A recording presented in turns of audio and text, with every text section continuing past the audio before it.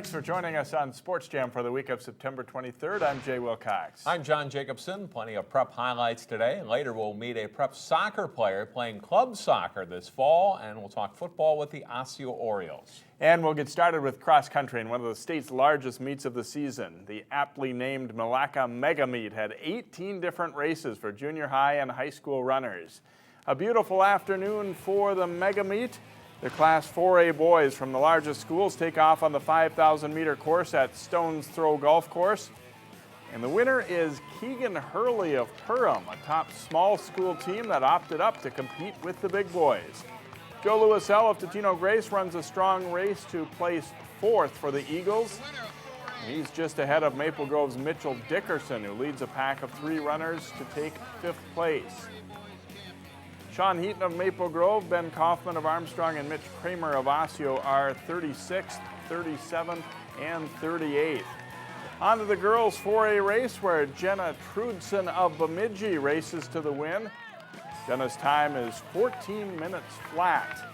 Anna Rudd of Armstrong is 9th, and Maggie Louiselle of Grace places 11th. As we check the team scores in Class 4A, starting with the girls, Eastridge runs away with it with Moorhead a distant 2nd and Bemidji 3rd. Totino Grace is 4th. Armstrong, Wayzata, and Maple Grove are 8, 9, and 10, with Osseo 21st and Champlin Park 27th. Stillwater's boys beat out Perham by 14 points. Grace is 4th and Armstrong 7th. Osseo wins a tiebreaker with Maple Grove for 12th, with Champlin Park 28th, or Park Center 28th, and Champlin Park is 31st. The other big meet Saturday was the Eagle Invitational in Apple Valley. The top-rated Wayzata boys ran without their top guns and placed 7th. Eden Prairie takes the title ahead of Chanhassen and Lakeville North. The GRIAC Invitational this coming Saturday at the U of M.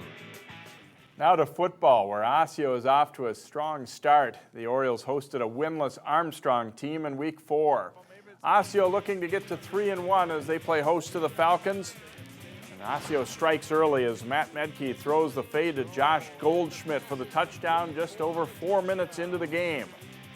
And they can get it done on the ground, too. Great blocking on the sweep, and Jamin Hampton takes it in standing. After a missed extra point earlier, a 2-point conversion here makes it 14-0. Second quarter now, and Medke throws to Gabriel Galamou, running free up the seam for a touchdown, and it's now 21-0 Orioles. Make it look easy as Medke throws it up for 6'3" Connor Kittleson, who hauls it in for the touchdown, and a 28-0 Osseo lead 2.5 minutes before halftime. Armstrong's most impressive play comes from their kicker. Michael Elder drills a 44-yard field goal just before halftime to pull the Falcons within 28-10. But it's all Osseo from there. They score 3 times in the third quarter, including this Medke to Kittleson connection. Osseo rolls past Armstrong 49-10. We'll hear from the Orioles later in the show. Osseo's rival, Maple Grove, traveled to Blaine, where the Orioles had won the week before. The Crimson looking to start 4-0. First quarter, nice offensive line work for the Crimson, opening the hole for Clark Winicky, who dashes for a 48-yard touchdown run and a 13-0 Crimson lead. Second quarter, Carl Altenberg goes up top to Brady Engelke. Nice catch with a defender on him. It sets up a short touchdown run by Winicky and a 19-0 Maple Grove lead at halftime. The Crimson defense is tough all night. Gunnar Ayers breaks through and blows up the run here. The Clark Winicky show continues in the second half. Nice cut back, and he's into the end zone again. 25-0 Maple Grove. And Matt Lombardi's defense keeps coming in the fourth quarter. Emmanuel Erich flies in for the sack. Winicky rushes for 181 yards and 4 touchdowns. The Crimson win big. 31-7 is the final. In the Lake Conference, Hopkins coming off a bye week when they face Minnetonka. First quarter, Minnetonka on the Royals 17. Nick Rooney from the shotgun rolls left, hits Braden Sykes, who scurries into the end zone. Minnetonka's up 7-0 after a quarter. It's a defensive battle for most of the first half. Second quarter now, Rooney on the run tries to find a receiver, but it's picked off by Hopkins' Mosley Zeal. After the Royals go 3 and out, Minnetonka returns to work on offense. Jason Witherspoon runs in untouched to give the Skippers a 14-0 lead. Minnetonka then recovers an onside kick and scores to make it 21-0 at the half. In the second half, the Skippers keep rolling. Rooney goes play action and finds Mitch Felkner for his second touchdown grab of the night. Witherspoon adds one more in the fourth. Minnetonka rolls 35-0. Like Maple Grove, Benilde St. Margaret's was trying to close out the first half of the regular season with a perfect 4-0 record. Jack Jablonski and Kelly Panic named the homecoming king and queen at BSM last week. Red Knights lead 7-0 after their opening drive, but Fridley answers. Nick Rathke to a wide-open Matt Dean, 33 yards for a touchdown. They had a 2-point conversion to make it 8-7. Benilde quarterback Keaton Studsrud rushes for 2 first-quarter TDs, this one from 7 yards out, and it's 14-7 Benilde. 14-8 Benilde. Rathke comes back with another TD pass off the play-action fake. Goes to Michael Murray, 38 yards and a touchdown. 15-14 Fridley after one. Big night on the ground for Fridley's Darius Mulba. He rips off a long touchdown run in the second quarter, going 63 yards for the score, and the Tigers are up 22-21 at the half. A lot of long scoring plays in this game. Studsrud breaks off this big run in the third quarter. The senior sprints 57 yards for a touchdown. He rushes for 158 yards and 3 scores in the game. But Benilde can't stop Fridley most of the night. Mobile with another touchdown run. He scores 3 touchdowns, rushes for 201 yards in all as Fridley trips up Benilde 59-38. Wins have been hard to come by for Brooklyn Center's football team. They look to change that, though, against Spectrum. First quarter, Chester Whaley finds a wide-open Terrell Beasley. He trots in for the touchdown, and it's 6-0 Centaurs after they miss the point after. Second quarter, and BC goes to the air again. Whaley hits Justin Flory in stride for the touchdown and a 13-0 Brooklyn Center lead. Later in the second, Whaley floats it to the back of the end zone, and Rashawn Graves will bring it down. It's 20-0 Brooklyn Center. Spectrum does come back in the second half, but the Centaurs hold on to win 20-14, their first win since 2011. Homecoming at Breck as the Mustangs hosted St. Paul Academy Mounds Park Academy. First quarter, Graydon Kulik finds Will Culleton open on the right sideline for a 50-yard touchdown pass as the Mustangs score first. Breck linebacker Charlie Gamer steps in front of the Michael O'Shea pass, picking it off, returning it to the Spartans' 35-yard line. A couple of plays later, Kulik throws the fade to Culleton. It's a 20-yard touchdown. Those two combined for 3 first-quarter touchdowns, 20-0 Breck. Late second quarter, Kulik swings a pass out to Derek Wiedelo, fights his way into the end zone for a 10-yard touchdown. Mustangs are up 27-6 at the half. Kulik goes back to work in the third quarter. He throws 2 touchdown passes to Jorgen Salveson. This one covers 12 yards, and Breck is up big, 41-6. That's enough cushion for Breck, but SPA makes it interesting, scoring the next 4 touchdowns. They get as close as 41-32, 48-32. Mustangs is the final. Breck is now 3-1. A wild win for Breck, but they do get a victory. 3 wins more than they had last year. An awful lot of points in that one. Also a nice win for Brooklyn Center. Yeah. It's been a couple years since they've been able to say that, and they come out on top, even though that one got a little scary for them as well. Next up on Sports Jam, the state's top teams battle in girls swimming and tennis, plus volleyball and soccer highlights.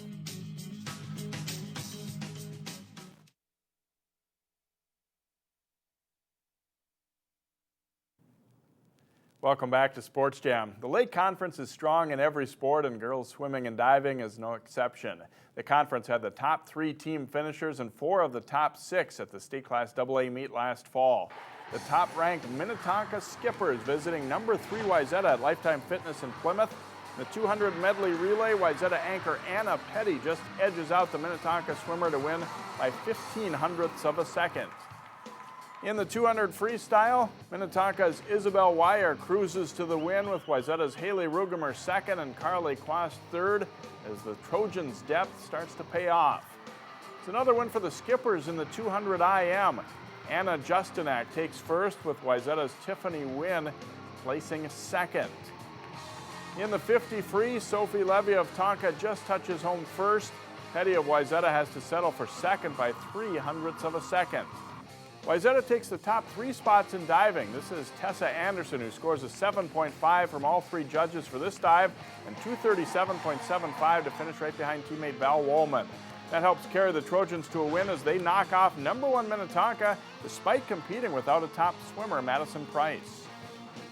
Top teams matched up in girls tennis as well. Breck, rated #1 in Class A, tried to take down Class AA's top team, Edina. Breck at home for this match. Highlights from #1 singles.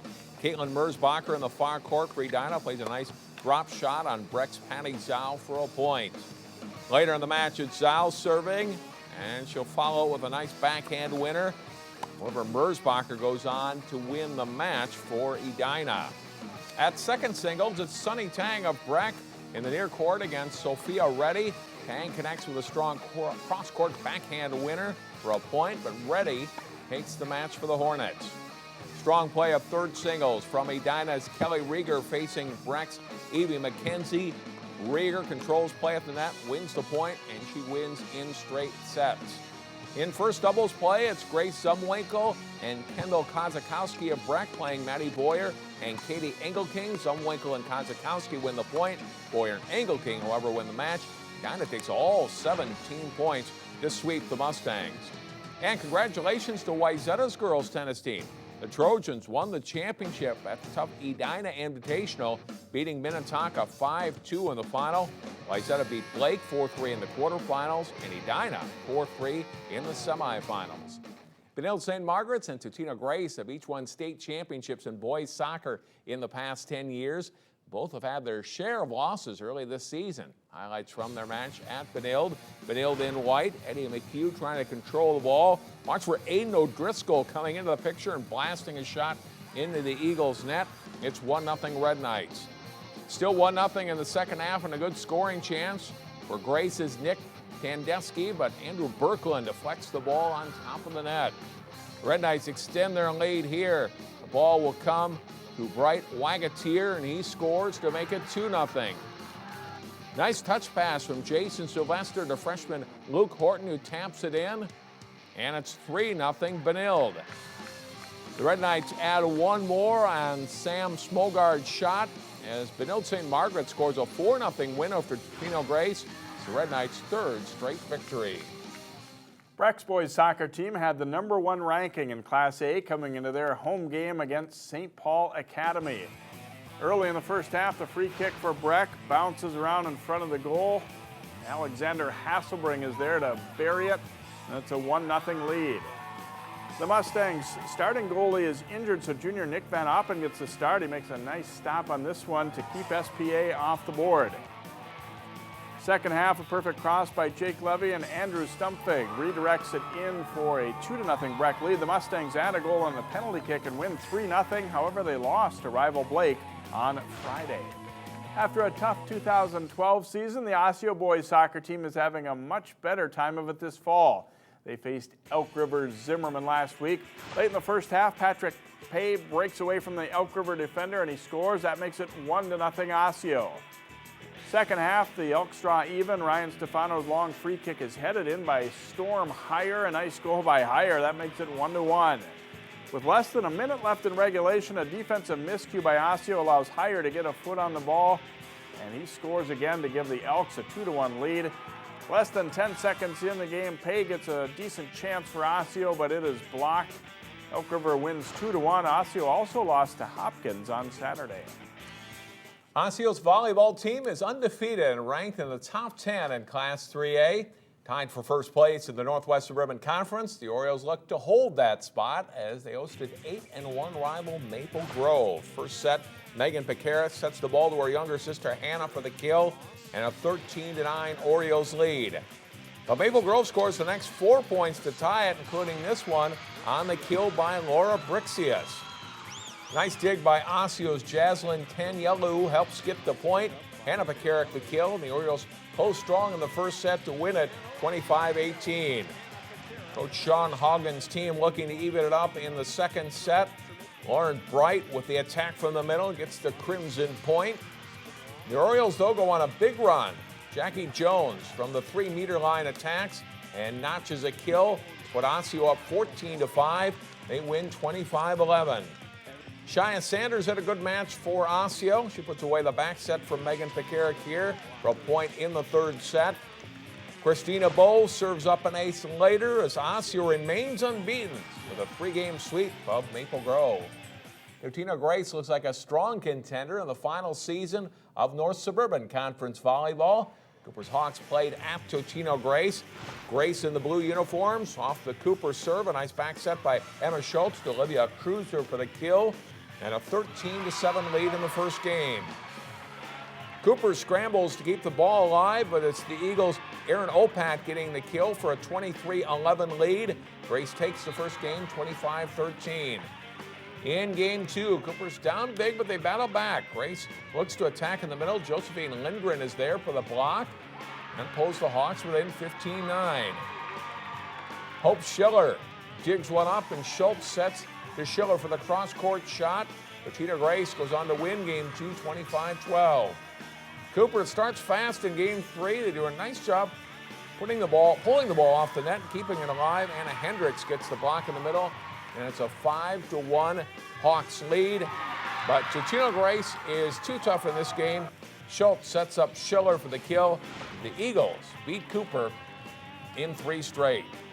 And we'll be seeing both of those teams early this week in action here on Channel 12. That's right, Totino Grace taking on Champlin Park, and Cooper facing Benilde in a conference match. Stay with us here on Sports Jam. Next up in our Spotlight segment, we'll meet a soccer standout from Champlin Park who is not playing high school soccer this fall.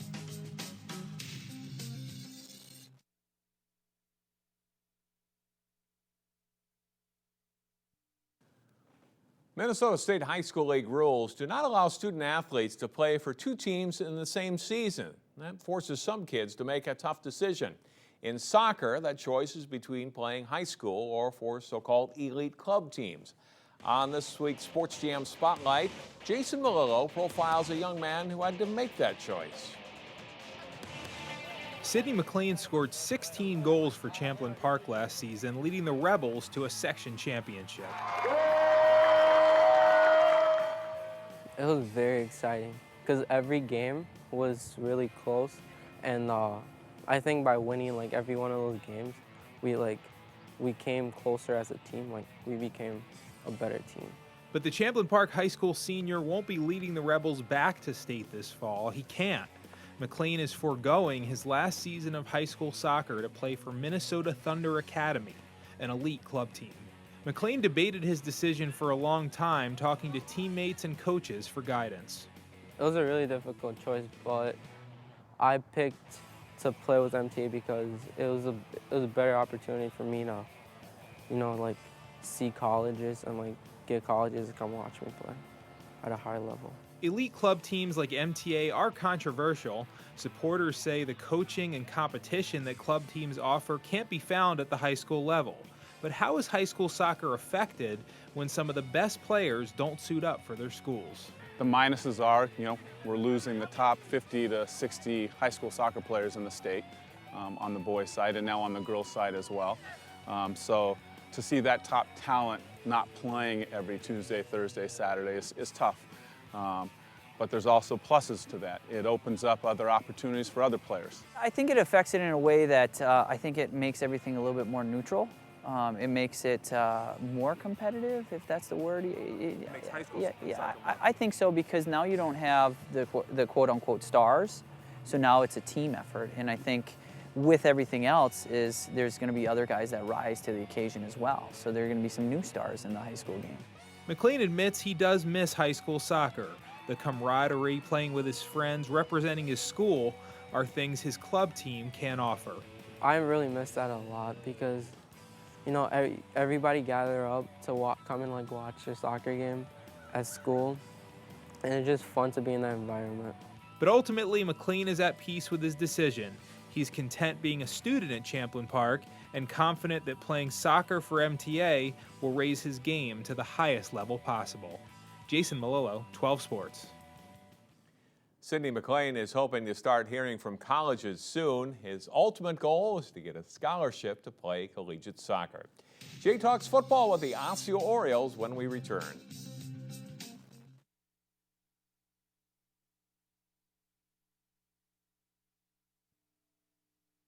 Welcome back to Sports Jam. A great start for the Osseo football team this year as the Orioles enter the week with a 3-1 record, and we're joined by a couple of their key weapons on the offensive side of the football. We'll start with quarterback Matt Metke, and guys kind of humming along nicely against Armstrong. Looked like you threw a lot of different routes, a lot of different receivers. How did you feel about the way the offense put things all together?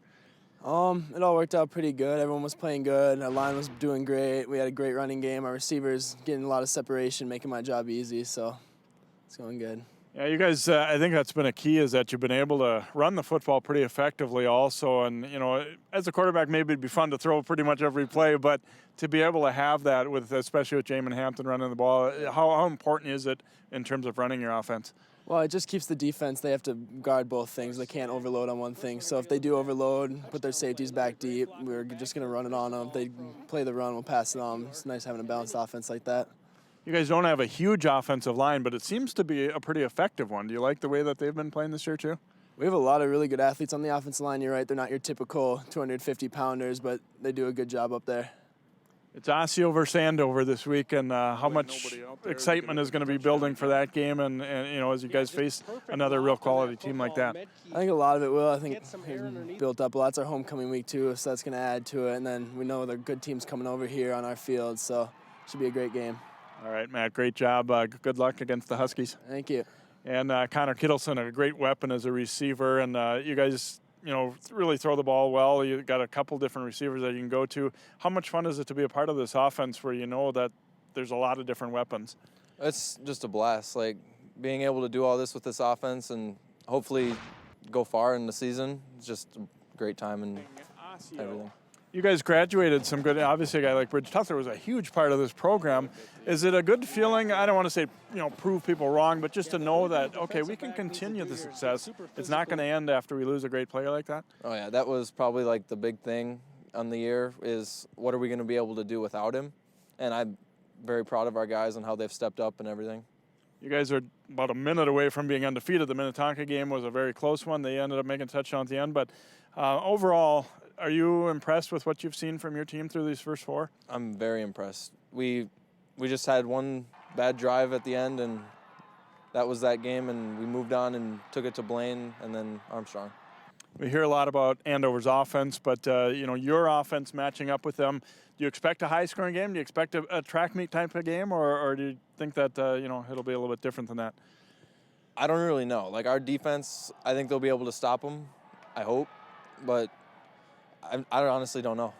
Yeah, it should be a great one either way, and go a long way toward deciding the conference title too. Congratulations on the good start, and good luck against Andover here, Connor. Thank you. All right, Osseo football off to a 3-1 start. Again, a big one with the Huskies coming up on Friday. We'll be back to wrap up Sports Jam for you right after this. Follow 12 Sports replays and live events on Twitter, Facebook, and live stream. Watch your favorite high school athletes performing live on your computer or mobile device. Link to us on 12.tv.